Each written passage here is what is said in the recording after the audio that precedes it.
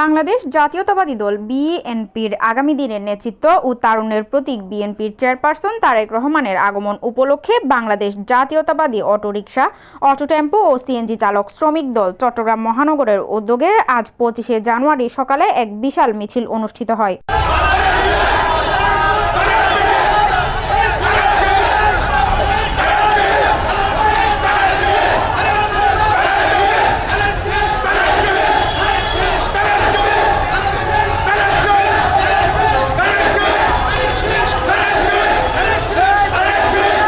মিছিলটি নগরীর গুরুত্বপূর্ণ সড়ক প্রদক্ষিণ করে চট্টগ্রামের টাইগার পাস হয়ে সমাবেশ স্থলে গিয়ে শেষ হয়। মিছিলে শ্রমিকদের ব্যাপক উপস্থিতি ও উৎসাহ উদ্দীপনা লক্ষ্য করা যায়। এ সময় উপস্থিত ছিলেন সংগঠনের চট্টগ্রাম মহানগর সভাপতি মধু সরকার, সিনিয়র সহসভাপতি মোহাম্মদ জহির উদ্দিন এবং সাধারণ সম্পাদক মোহাম্মদ শিপনের নেতৃত্বে মোহাম্মদ আলমগীর, মোহাম্মদ জাফর, তানভীর, হারুন চৌধুরী, ইদ্রিস সহ অন্যান্য নেতৃবৃন্দ। মিছিল ও সমাবেশে নেতারা তারেক রহমানের নেতৃত্বে গণতন্ত্র পুনরুদ্ধার এবং শ্রমিকদের ন্যায্য অধিকার আদায়ের আহ্বান জানান।